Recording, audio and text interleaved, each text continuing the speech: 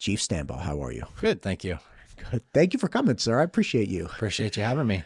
You are the chief of police for Garden City. Yes, sir. It's very exciting times. So, yeah. So here we are. Yeah. Talk to me about the Idaho Department of Corrections. You reached out and you're like, hey, there are some things that I think it would be important for people to know. You and I have had a couple conversations. I totally agree. Important for people to know. And in fact, when I reached out, because when people reach out, I'm always like, oh, what does this guy want? Like, who are they? I get really, because I'm usually the one calling people. So I asked, I know a bunch of people in law enforcement. I asked really quickly, just kind of a little background. They're like, oh yeah, this is really important. So it seems like there's this kind of open wound with Department of Corrections that a lot of law enforcement agencies and offices and individuals know about and are not super pleased about. Tell me about what that is.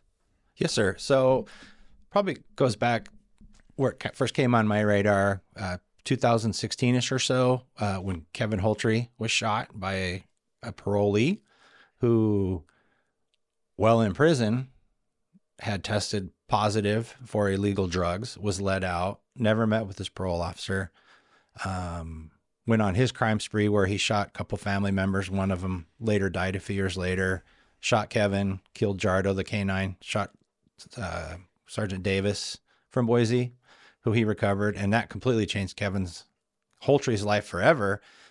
And that was just kind of the first example of the Department of Corrections buying into the theory of more rehabilitation and not enough accountability. So they lost the accountability portion of their job. And I think that was two things. You have people on one side that are George Soros funded who don't want anyone in prison. You have people on another side who don't want anyone in prison because of the cost. They think it costs more to have violent people in prison than it does to have them out in the society wreaking havoc. And it's kind of just gotten worse since then. When I took over as chief, in my press releases, if we dealt with someone who's on parole and had been let out, I would mention that in my press releases, like this person should have been in until this point. And so that kind of, for whatever reason, gained some traction. I got an anonymous letter from a current IDOC employee who outlined some even bigger concerns, such as they no longer call the prisoners, and they don't call the parolees. They're residents and clients. So a softer approach. The probation officers, the parole officers, when they're meeting with their clients, as they call them, parolees, encouraged to wear soft clothes, don't be armed when they're in the office. Call each other by name. So for example, you're my parole officer. Hey, how you doing? How's your family? They've lost that parolee probation officer relationship. Some of the other things that were written down, they created a satisfaction survey. So a parolee can do a satisfaction survey on their parole or probation officer. And the probation or parole officer can potentially have consequences, discipline consequences, if they get a bad rating from their parolee. They have an advisory committee of parolees or former parolees to, hey, how can we make prison better for you, more successful, whatever their take on it is. And so people had just started reaching out, explaining these things. I have a picture of a bounce house behind the prison fences. You're going to have to show me this, because I've heard this not just from you, but from multiple people that I very much believe and respect. And I'm like, that can't be real. No, I'll get it to you. Yeah. And so, and I think more troubling is they put the bounce house in for the lower classification inmates. So listen, unless they're under 4 feet, I don't care about classification. Like, you got to be low height. Like, there's no adult that should be entertained by a bounce house that. Oh no, they let the inmates bring their kids in. Oh, so then it was like family time. And they encourage their staff to fraternize and bring their families in too, and their kids in. So you had a kid from a inmate on a bounce house with a kid from a staff member. They will take in the fall to the farmstead, the corn maze. We'll let prisoners, they will take them to that, you know. And so these are things that people from the inside are letting me know, bringing the information to me. And so, and this is stuff that, like, this is confirmed stuff that's actually happening. It's not, you know, like rumors off Facebook. This is coming directly from people who work there. Wow. Then this, you know, obviously this is a anonymous letter, but I know people who work in probation and parole, and they're like, no, these things happen. Forgot my glasses. Sorry. No, you're good. Kind of a motto of, here's what our policies are. This is the written policies and our written procedures, but this is what you're going to do. You know, the whole, just, there's no accountability. So if we could back up, was there a problem in the Idaho Department of Corrections prior to this kind of shift or policy, or you know, it sounds like a soft policy, which is like, look, it's not in the textbook that you're going to say this, but this is the culture in the Department of Corrections. Was there a problem in the Department of Corrections where people realize, like, okay, we have like a recidivism rate that seems, you know, higher than the national average. So there's something happening in our corrections, our Department of Corrections, that's actually damaging or hampering people's rehabilitation. Like, were there bigger problems that led people to kind of take a hard look at, like, there should, like, something's going on. We should be able to figure this out. You know, there might have been, there could be. Fortunately, now I've only been the chief since July of 23. The previous chief and other chiefs have tried to reach out with the director, who's outgoing now. There's no open communication. So that'd be a good question to ask, but we don't know, because none of this was ever, our opinions weren't asked. Right. And so back before Kevin got shot, there was a big push. It's called JRI. It's a national thing. It's a George Soros thing. These are the types of policies that come out because they do want to reduce recidivism. And I know the mantra on one side is we incarcerate too many people per capita. We, you know, have this highest rates, but also we're safe and people move here. People move here from all over. And I'm not knocking the fire department, the fire service, but when people look to move somewhere, they don't call up and be like, hey, how close is the nearest fire station? They call up and, can I walk my kids downtown? Is there no graffiti? And so, well, there's many factors of why Idaho has experienced the growth that it has. A lot of it is because we're safe. People are held accountable and put in prison. And, you know, we have mandatory minimums for certain crimes. Drug trafficking is one of those crimes. And they have, and this was played in the legislature years ago, cartel members on a wire, so being monitored by the police, saying, we personally will not come into Idaho because we know we're going to spend so much time in prison. We're not going to do that. And we have people that fight that. And then we have people who are on mandatory minimums that are getting let out for whatever reason before sometimes that mandatory minimum is even met. So what is that process? Because it was my understanding that once you had a mandatory minimum, you was like, listen, this is like state law. You have to be here. If it's 5 years, you got to be here 5 years. You're not getting out in 3.5. What's the process by which somebody could get let out early? A good question. Some of the processes that the Department of Corrections is using right now are furloughs, and they're furloughing inmates out for whatever reason that they're doing that. There's some question on whether that was when the law for furloughs was passed, it was basically a temporary thing. You've seen it on TV, right? Hey, someone's family member passes away, they get furloughed to go to attend the funeral. I was going to say, what is that? Because I only know that word in the field of employment. What does that mean when you're in the Department of Corrections? Typically, if you're an inmate and you get furloughed, it's like someone in your family's sick. You know, my mom's in the hospital and she's going to die. You're not a high risk. They'll furlough you to let you go spend time with your sick relative or to attend a funeral and then come back in. And that's supposed to be for a very short time. It is, frame, yes. Like a day or something. Yes. Okay. Yeah. And Napa got notified of a person who's being furloughed every Sunday to go to church. And they may not be, you know, high level of classification, but prison's supposed to be a place for rehabilitation and accountability. They keep missing the accountability on a lot of these cases. You mentioned something that you kind of went really fast over, which is Idaho has a high level of incarceration. There's no denying that. Like, you can just look at the per capita numbers, like how many people incarcerated, how many people in the state. Great.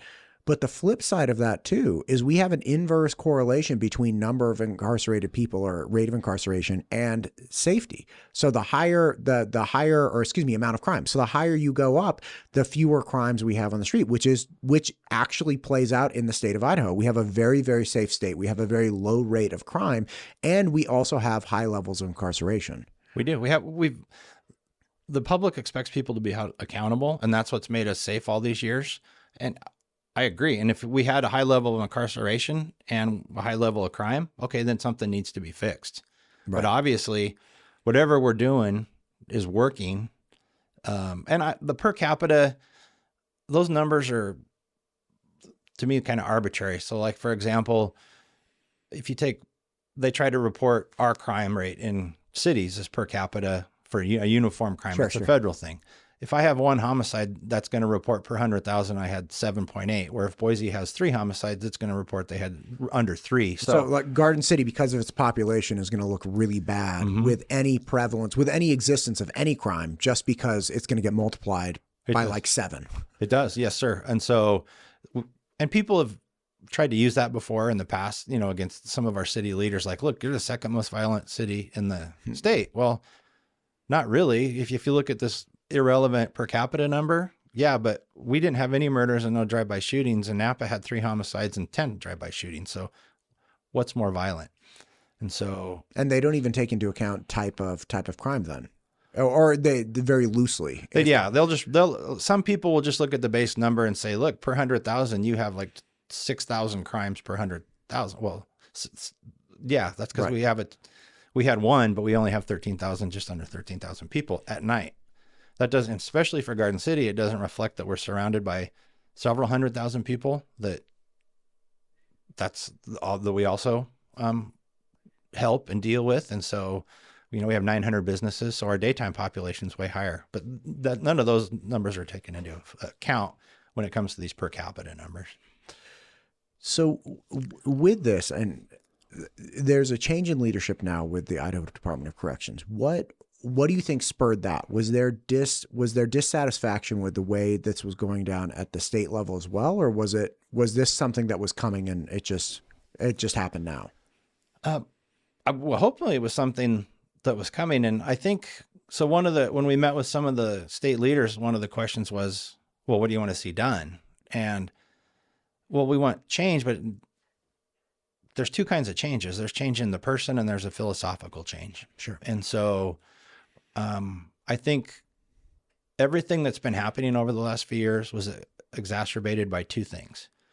Number one is you have a guy who's in prison who they know has a cell phone, who then orchestrates a prison break from the hospital with another person who was in prison, and they end up killing 2 people. And the circumstances behind that'll come out as the court trials, pretty disturbing. And that's the example from St. Alphonsus. Yes. Gotcha. And as part of that, like, one of their people is suing a BPD guy because of one of the IDOC employees who got shot at by one of the BPD guys that was in the paper. He's suing one of the BPD guys. And, when the facts of that actually come out in court, that's a failure to train and a failure to leadership that's now affecting this Boise guy who did absolutely the right thing. And then the second one is they had a first-degree murder suspect down in Jerome or Cassia County, I don't remember which, that they needed to have back in prison, and somehow that person got put in a low-risk work camp, walked away, carjacked a car, got a gun. They ended up catching him without any violence, but he was being charged with first-degree murder with the death penalty on the table. And that got the attention of law enforcement across the state too, as well. And so, may I ask, and that I remember reading something on this, and I was very shaky on the details, and people keep saying, like, there was this guy being charged with first-degree murder that just walked away. What were the details of that? Was this like a road crew picking up garbage and somebody you know, first off, those jumpsuits, or at least classically jumpsuits, are very easy to spot. So it's like, did he just wander off and nobody was paying it? Like, what happened? I'm not familiar with the exact camp he was at, but a lot of those are just, they're low classification, low supervision, and they're out picking up working. Some of them work like farm work, you know, whatever. They have contracts and they contribute to society to try to rehab so they can get back out and be contributing members of society. And Bro, there was that example in the Shawshank Redemption when the prisoners were going out and like working road crews and farms and stuff. Yes. That was like really bad for the farmers. Well, and now is that what's going on here? Well, some of the lower level inmates that are out there, they get a work release during the day and they go to work, and some of them are driving cars that are owned by the state. And so how does that work?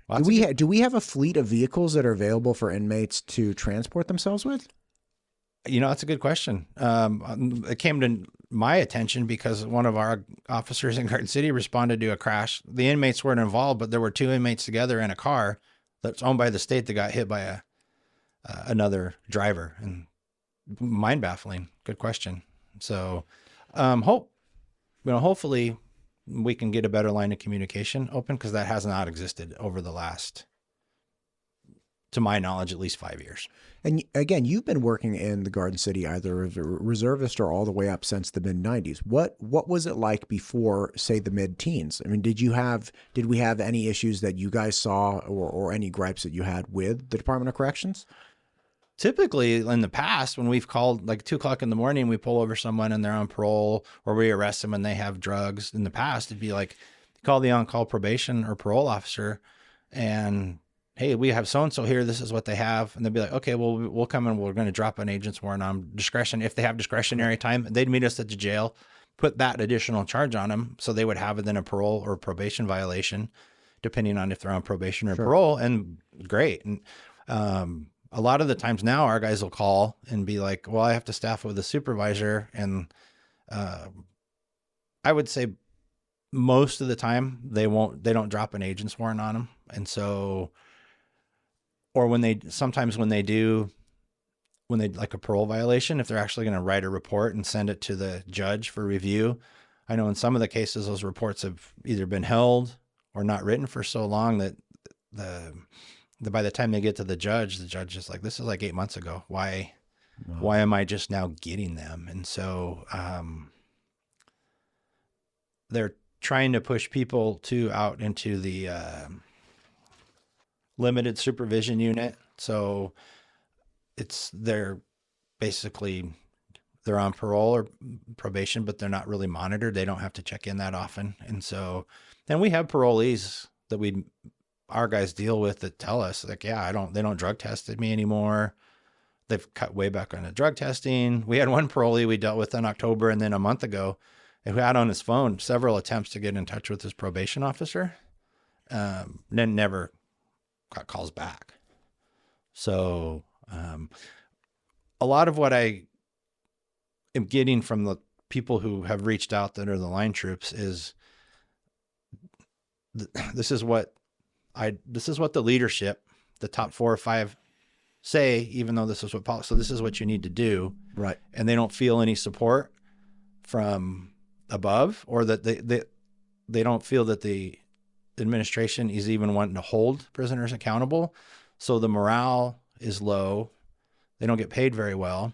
And some of the staff have just given up on trying to hold people accountable, hold the prisoners accountable, because nothing happens to them. This is, I gotta say, and my life in the state that shall not be named, before I moved here, there were a number of problems. We had this great jiu-jitsu gym that I used to train at, Danville Jiu-Jitsu, and it was beautiful, like really cool people, a lot of law enforcement, and some of the people, especially towards the end, that ended up leaving the state. Some moved here, some moved elsewhere, or leaving the profession, were just incensed by the lack of common sense that people were engaging in. And that they were saying like, hey, I know, like I was at the, flea market, or I was at the farmer's, like, and here's this guy, I know I arrested him last week for like violent crimes, really bad stuff. This is a bad person. And he was out walking through, the flea market. And I was like, how is this happening? They also instances, especially in the Bay Area, just horrific cartel style action where people, were either didn't have the resources to engage in investigations, or people that were involved in them were continually getting let out from jail and prison. It's like, what are you supposed to do, man? Like, this is really, really bad. And again, I wasn't engaged in it professionally, but just listening to them just on, Saturday training, after training, you're having a beer and they're like, dude, it's getting really bad. I'm like, tell me about it. And everything you're saying and more, that like, it's the whole thing, which is, hey, look, if we don't have a robust and successful and business oriented corrections system, it's going to be really bad in the long run, which it was. I mean, we ended up having, the community that I lived in ended up getting targeted relentlessly by people that, jump off the freeway, drive 30 seconds, smash or grab into somebody's house. They're gone in 60 seconds and they're back on the freeway. And our freeway systems were such that you could drive 5 minutes in either direction and then hit another freeway system. So it's like there was a T. So then you had, 16 different options of directions people were going. We had all kinds of things that were going down like that, where people were getting, held at knife point in the Trader Joe's parking lot, broad daylight. It's like, how? Because these people were people coming back out of the correction system. They were not being held accountable. We were very close by to, like Oakland. We were like 10 miles away from Oakland. Yeah. Yeah. It's funny because, so for example, Chief Ingram came from California, and don't say that name. Nah. It's like Voldemort. You can't say it. Nah, there's a lot of good people that are moving from California and other places.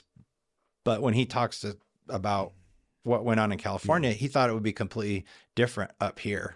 And it's not. When he found out about some of the stuff that goes on in the prison, this is how California started and now ended up to where it's at. These are some of the programs. When you're trying to be soft, we need corrections to be tough on crime. They haven't. The leadership has not done that in the last few years.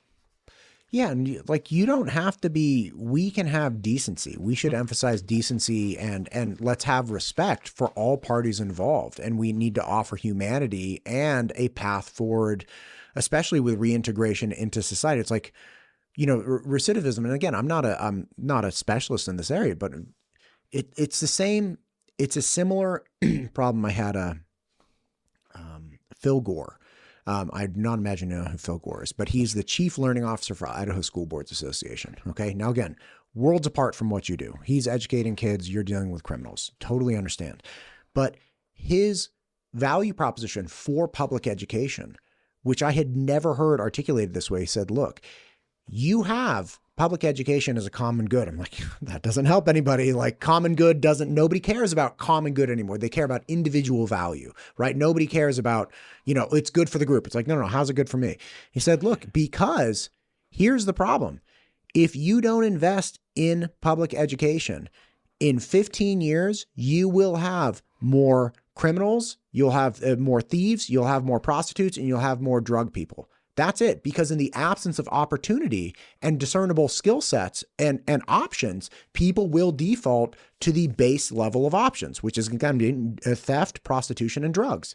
That's it. Because if they could type, if they could do whatever, like if they could engage in, it doesn't even have to be, college. It's like you have CTE programs. If people have welding skills, they have lineman skills, they have electrician skills. Like, okay, great. You're a marketable guy. Like here's a job. Like, we need electricians, we need nurses, we need linemen, we need all of these things. And public, the public education system in Idaho works really hard to have functional value add CTE programs. Like, listen, you don't have to go on to college. We just want to make sure when you graduate at 18, you have a job lined up with that crew, or you have a job lined up with this team doing whatever it is, right? And it's the same thing, at least in my mind, to some degree with recidivism, which is if you have people that come out and you have this super hard line, like, we're not going to help you, we don't care about you, blah, blah, like you broke the law, figure it out yourselves, you're going to have more instances of repeat criminals, right? Okay, so that's not good. So we need some degree of like reintegration and options and helping people get to a point where they don't default to the worst possible situation. Again, yes, 100%. But again, being a dum-dum just sitting across the table from you, I also don't think that it's necessarily the best thing to have bounce houses in the, yard. I agree. And I think part of the problem too is some of this limited supervision, and when you release some of these people and that you put them together in a halfway house, if you have limited supervision, you don't have that guidance there, that then you're going to default back to what you know. And when you're living with people who are in the house for the same reason, it's easier to default back to what you know, sure, especially if you're not being drug tested, if that's the case, or if you're a DUI and you're not being alcohol tested, if there's not that accountability portion. And so absolutely, everyone is human. They need to be treated like a human. When you make the choice to commit a crime and you end up in prison, we're going to treat you like a human, but we're also going to try to help you, and we're going to hold you accountable. And I think in some cases we're missing that philosophical holding people accountable, listening to your people who work there and you should trust, and letting your parole and probation officers go out and do their job. And if they think, because they know their parolees better than anyone, and if they see, hey, Cory's on parole and he's slipping, he needs to go back to jail, and I need to put him back in jail, and I have discretionary time, put him back in jail so they can maybe get that help so they don't do it again. And so with all the hoops they have to jump through, and a lot of times they don't get the approval to put him back in jail, that's also failing the parolee or the prisoner. Right. And the community. Yes, sir. Right. Because at the end of the day, this comes back to public service. Like you guys have a very, very difficult job of keeping me and my family safe. And it's ultimately one thing that Chief Bester Shea said, he was on actually yesterday talking about a number of different pieces of legislation, but his emphasis was, look, we have come to a phase in our community and culture where we have put compassion and perspective on the wrong person in this exchange, right? Like, you have a victim, you have a criminal, right? And we have now put all of our emphasis, or a large portion of it, of what's going on with that criminal. Like, how can we make this better for the criminal? And where's the justice for the victim, right? Like, how does that help the victim? And we need to consider the compassion for that person. That should be the overwhelming focus of the criminal justice system, is justice to the victim. Secondary is, we're going to hold this person accountable and try to rehab them, and we're going to treat them right, but they've got to be held accountable for what they did to that person. Right. And, they said there's victimless crimes, that drugs are victimless crimes. Well, they're not, because people that do drugs drive, people that do drugs steal. And it also perpetuates an industry that can lead to then drugs that are not safe. And you have teenagers, buying marijuana laced with fentanyl that die. Like, it's not a victimless crime if it perpetuates a system that leads to violent defending of existence, right? Because we all know that the drug industry does lead. That's the whole nature of the cartel in Mexico. Like, they have like a private army that in force, using force, validates and defends its own existence. And to smaller degrees, lesser degrees, we obviously see that in the United States as well. So it's like, this is not victimless if people are, armed and defending themselves because they're criminals, and they're like, listen, this is my job. And if I have to shoot at cops or other people, I'll shoot at cops and other people, because, like, this is what I'm paid to do. Yeah, they don't have a time card, but that's their business model. Sure, and they're running a business. So it's so my hope is, there is a new director that's been appointed, and so I think hopefully the change that we need is philosophical, not necessarily a person. So we're hoping one of two things happens. I hope one of two things happens. That the new director, she was under the previous director, so you have to do what your boss says. So hopefully she's either going to totally believe in what's been going on, and we're going to have more of the same, or it'll get worse, or they'll pivot and go back to also understanding they have a job of being tough on crime and holding the offenders accountable, and working with other partners in the criminal justice system, and having an open line of communication that we have not had for at least 5 years. And so that's not good for anyone if we can't talk and learn, and we're going to have to agree to disagree. But some of the questions you have, great questions, but we can't get them answered because there's not been that communication that's been going on. Who's the incoming director? Her name's Bree, and I'm sorry, I don't remember her last name. Come on, man. So no, it's good. I'm just giving you a hard time. Okay. I'd love to connect with her. You know, I mean, obviously this is something that, again, I've heard from a dump truck of different agencies like, oh yeah, this is a big problem. So I'd love to connect with her and understand what her philosophy is and how she thinks what the biggest priorities are moving forward to get this addressed. Absolutely. I think it'd be a great idea. I think it'd be a great idea. I think we're on the same page. There's a new director for the parole commission too. Oh. And so, her and I have been talking, and we're going to do some social media short clips like for our Facebook at Garden City, so she can educate me on what their rules are. Because the parole commission, the commissioners are appointed, but they don't get paid. They're just citizens, and they have rules that they have to apply when they're granted parole, and there's a procedure for people to apply for parole, and it's all laid out in rules and laws. And so she started to educate me on that, and I'm like, well, let's educate the public too. So those will be coming out, here in the next month or two, so people can understand that. That's so great. We've opened that line of communication, and I hope that the new incoming IDOC director can do the same thing. That'd be great. Chief, thank you for taking the time. I know it's a working day today. Is there anything we've missed that you want to hit on? I don't think so. No, sir. Awesome. Well, listen, I'd love to have you back, hopefully talking about the progress that's being made. Absolutely. All those things. I also, FYI, there's a burger battle that the Idaho Beef Council is putting on. I know Garden City's got to have a good spot for burgers. Like, do you have a favorite spot in Garden City? We actually have 2 new restaurants. Okay. Have you tried the burger? At one, I haven't been to the other one yet. Okay. Well, then let's do this. If you'd be game, I'd love to go to one of these restaurants or both of them and grab a burger with you. And we'll do because this is a big thing that the Beef Council is putting on for the month of May, which I think is awesome. Oh, yeah. So I was chatting with a bunch of reps. Representative Jordan Redmond from up north, he's like, oh, we got to go to Hudson's. So he's got some place like in Coeur d'Alene. He's like, this is the spot, man. So I'm actually going to go up there and do a burger taste in the month of May in Coeur d'Alene. There's another one in Madison County. I was just chatting with Representative Weber, I believe, yesterday. Anyway, so I'd love to come hit a burger in Garden City with you as well. Absolutely. We Awesome. can do that. All right. We'll get the details after this. Thank you for coming in today, sir. Thanks for doing what you do for the state of Idaho. Well, thank you. Appreciate it. Yeah.